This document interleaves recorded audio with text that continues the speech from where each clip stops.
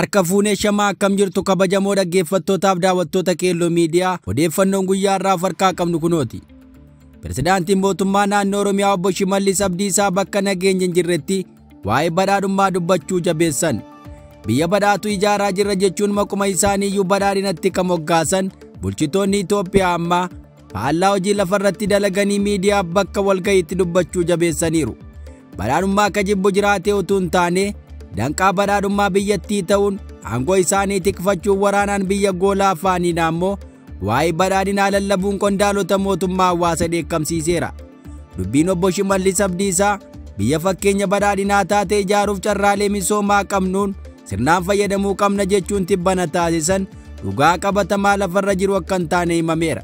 Leenjii hooggantoota mootummaa naannoo Oromiyaatiif mata duree gara biyya fakkeenya badhaadhinaa taateetti jedhuun guyyoota afuriif kennamaa ture irratti dubbiin kun dubbatame. Pirezidaantii mootummaa naannoo Oromiyaa obbo Shimallis Abdiisaa biyya fakkeenya badhaadhinaa taate ijaaruudhaan egeree amansiisaa bu'uureessuuf hooggansi sadarkaan jiru carraawwan misoomaa fi humnoota waloo qindeessee hojjechuu qabaa jedhaniiru. Ta'us mootummaan isaanii waraanaaf uummata dadammaqsuu baasii waraanaa karoorsuun ala dhimma dubbatame kanaaf kan hin dhimmamne ta'uu fayyadamtoonni miidiyaa hawaasaa himan. Akkuma kana hoogganaan waajjira paartii badhaadhinaa damee Oromiyaa obbo Kaffaaloo Tafarraa waa'ee badhaadhummaa irraa dubbataniiru. Biyya waa'een nageenyaa qormaata olaanaa ta'e jireenya uummataa jibbisiise keessatti rakkoo nageenyaaf dursa kennuun hafee haasaa siyaasaa akkanaan uummata gurra coomsuun hin mallee jedhame. Inumaa biyyattii gara hiyyummaa fi gidiraa hammaataatti oofaa osoo jiranii nageenyaaf tasgabbii biyyattii mirkaneessuuf hojjechuu dhabuu isaanii hawaasni qeeqeera. Oduu keenya itti aanuun Itoophiyaa fi Eertiraan addunyaarratti tarree biyyoota nageenyi gadi aanaa keessa jiru irratti ramadaman. Nageenya ilaalchisee biyyoota addunyaarra jiran keessaa Itoophiyaa fi Eertiraan sadarkaa gadi aanaa irratti akka argaman gabaasni waggaa haala nageenya biyyootaa ilaalchisee ba'e saaxileera. Global Peace Indexiin gabaasa nageenya biyyoota 163 addunyaarra jiran gamaggameen Itoophiyaa fi Eertiraan qabxii gadi aanaa ta'e argachuudhaan tarreeffama kana keessatti gara dhumaarra ta'aniiru. Biyyoota nageenya hin qabne keessaa isaan jalqabaa ta'an. Itoophiyaan biyyoota 163 keessaa 25 dursuun sadarkaa 138ffaa irratti kan argamtu. Eertiraan ammoo Itoophiyaa irraa ol siqtee sadarkaa 132ffaa irratti argamti jedhame. Dabalataan gamaa haala nageenyaa kana keessatti biyyoota Afrikaa 44 hammataman keessaa Itoophiyaan 36ffaa yoo taatu Eertiraan ammoo sadarkaa 32ffaa qabatteetti.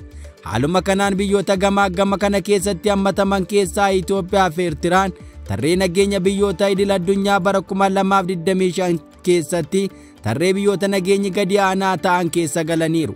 Tarree sadarkaa nageenya biyyoota addunyaa agarsiisuu ka qopheesse dhaabbata Institute for Economics and Peace Iceland addunyaa irratti biyya naga qabeettiidha jedheera. Tarreeffamni nageenya biyyaalessaa nageenya biyyoota addunyaa ilaaluudhaaf agarsiiftuuwwan 23 gargaaramuun haala nageenyaa fi tasgabbii biyyootaa galmeessa. Haalli sadarkaa nageenyaa biyyootaa kun kaba'u nageenya hawaasummaa walitti bu'iinsaawwan biyya keessaa fi alaa qabanii fi ijaarsa loltummaa kan hammatudha jedhame. Gabaasni sadarkaa nageenya biyyoota addunyaa bara 2025 qormaataawwan jajjaboo nageenya Itoophiyaa fi Eertiraa keessatti mul'atan kaa'eera. Waraana kaaba Itoophiyaa dhuma bara 2020 dhalateen keessumaa naannoo Tigray keessatti waraana gaggeeffame irraa kan ka'e nageenyi biyyattii keessa jiru dhabamaa deemu gabaasni kun yaadateera. Walitti bu'iinsi kun tasgabbiin dhabamuu naannolee Oromiyaa fi Amhaaraa keessatti uumame dabalatee buqqaatii jumlaatiif rakkoowwan namoomaaf akkasumas rakkoon nageenyaa bal'aa akka jiraatu taasiseera.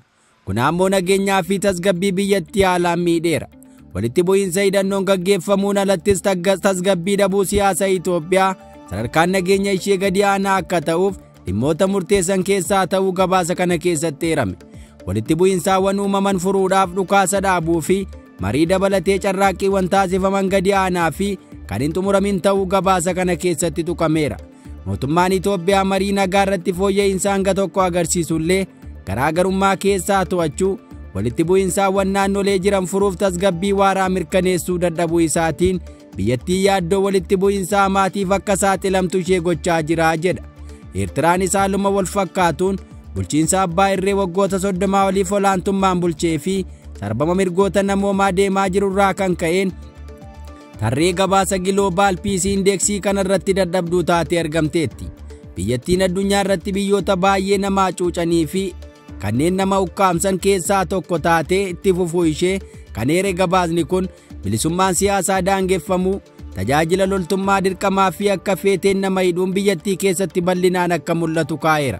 Imaammataawwan keessoo kunneen dimokiraasii fooyyessuuf carraaqqiiwwan bilisummaa uummataaf taasifamu kamiyyuu gufachiisuun aangoo irratti to'annoo cimaa taasisuun bu'aa nageenyaa gadi aanaa ta'e ergamuutiif gumaacheera. Eertiraan mootummaa Itoophiyaa cinaa hiriiruun waraana kaaba Itoophiyaa keessatti hirmaattee ka ture yoo ta'u, kun ammoo sadarkaa idil addunyaatti ulaagaa nageenyaa kennamuun qabxii gadi aanaa akka argattu ishee taasiseera. Waliigalteen nageenyaa bara 2018 Itoophiyaa fi Eertiraa gidduutti taasifame dhibdee daangaa hanga tokko furatan illee muddamni biyyoota lamaanii garuu waliigaltee Piriitooriyaa waraana dhiiga baay'ee dhangalaasee dhaabsiseen booda dabalaa jira. Eertiraan addunyaa biroo irraa adda ba'uu, hirmaannaa loltummaa qabduu fi dhiittaa mirgoota namoomaa dabalatee biyya keessattis ta'ee qaxanaa sana keessatti nageenyaaf tasgabbii ilaalchisee jijjiirama akka agarsiifne gochuu isaa gabaasa kana keessatti eerameera. Ulaagaalee Global Peace Index biyyoota Afrikaa keessaa sadarkaa 26 qabachuun biyya nageenya qabdudha akka jedhamte Moorishees yoo taatu, ishee taansii arditti irratti tasgabbii siyaasaa fi walitti bu'insaawwan gadi aanaa ta'e galmeessuun Bootsuwaanaa, Naamiibiyaa fi Gaambiyaan itti aanu. Sadarkaa idil addunyaatti bara 2025 keessaa biyyoonni addunyaa 97 kan nageenyi keessatti irra taa dhufe jedhamaniiru. Biyyoota Afrikaa Saharaan gadii keessatti nageenyi dhabamuun guddaa ta'e galmaa'eera. Waggoota 5 darban keessa biyyoota Afrikaa 44 keessaa 36 kanneen ta'an karaa tokkoon yookaas karaa biraan walitti bu'insa keessa galuu isaanii gabaasni kun akeekeera. Addunyaa irratti biyyoota 10 nageenyi isaanii gadi bu'e keessaa 3 Afrikaa keessatti argamu. Biyyoonni Afrikaa Saharaan gadii jiran baay'een rakkoo nageenyaa, tasgabbii dhabuun siyaasaa dabaluu, keessumaa naannoo Saahel giddu galeessaatti tasgabbii dhabuu fi shororkeessummaan mudateeraa jedha. Dimokiraatik Rippaabilika Koongoo waliin Baangilaadesh, Yuukireen, Raashiyaa fi Maayinaamar biyyoota addunyaa nageenyi isaanii baay'ee yaaddessaa ta'edha jedhame. Faallaa kanaan ammoo Yugaandaan Afrikaa keessatti gama nageenyaatiin fooyya'insa guddaa agarsiifteetti jedhameera. Sudan, Yemen, Sooriyaa fi Israa'el sadarkaa idil addunyaatti biyyoota nagaa dhaban keessatti tarreeffaman. Bara 2025 kana keessaa walitti bu'insaawwan baay'een mudataniiru. Akkasuma ta'ee garuu biyyoonni 5 addunyaarraa biyyoota akkaan nageenya gaarii qaban jedhaman. Ayislaandi, Ayirlaandi, Niwuzilaandi, Oostiriyaa akkasumas Siwiizerlaandi addunyaa irratti biyyoota nagaa qaban jedhamuun duraa fi duubaan sadarkaa 1ffaa irraa hanga 5ffaatti biyyoota filataman keessa ta'aniiru. Ayislaandi bara 2008 irraa kaasee guutummaa addunyaa irratti maqaa gaarii biyya naga qabeettii jedhu qabattee hanga har'aatti itti fufteetti. Bara 2025 keessa waraanaawwan idil addunyaa akka daranitti hammaatanii fi biyyoonni addunyaa daangaa isaanii itti cufatan akkasumas muddamaawwan dabalaa jiran hammaachuu isaa eerameera. Tarree nageenyaa biyyoota addunyaa bara 2025 Global Peace Index baaseen ergaa bara waraanaa addunyaa lammaffaas lakkoofsi walitti bu'insaawwan mootummootaa gidduutti gaggeeffamanii sadarkaa guddaarra ga'eeraa jedhame. Biyyoonni baay'een humnoota waraanaa isaanii yeroo cimsatanii fi baasiiwwan humna ittisaa isaaniitiif baasan yeroo dabalan ta'eeraa jedheera. Tarreeffama kana keessatti biyyoota tarree duraa irratti hiriiran keessaa biyyoonni hangi tokko waggoota 20 darban keessa tasgabbii qabaachuun gama imaammataawwan nageenyaa isaaniitiin ejjennoo dhaabbataa ta'e biyyoota agarsiisan ta'anii mul'atan. Tarreeffama nageenya biyyoota addunyaa kanaan sadarkaadhumaarra kata'an Raashiyaa fi Yuukireen yoo ta'u, biyyoonni lamaan waggoota 3 darban keessa waraana itti fufee gaggeeffamu keessatti argamu. Oduu keenya itti aanuun waraanni Israa'el galgala magaalaa guddoo Yemen aleeluu miidiyaaleen addunyaa gabaasan. Baha giddu galeessaatti nagaan akka bu'u Israa'el harka ishee waraana keessaa akka fuutu gaafatamaa turus lolli naannichaa ittuu babal'ataa akka jiru himama. Biyyoonni addunyaa hedduun Israa'el harka waraanaaf ol kaaftee akka dachaafattu gaafataa turanis deebiin dhukaasa dhaabuu garuu Israa'el biraa mul'ataa hin jiru. Akka kanaan waraanni Israa'el magaalaa guddoo Yemen Sannaa irratti boombii darbachuu isaa qondaaltota Israa'elii fi qondaalota Yemen wabeeffachuun miidiyaaleen gurguddoon gabaasaniiru. Lola Israa'el Gaazaa irratti gaggeessitu gidduutti wallabdeen naannichaa keessatti hammaatee itti fufeera.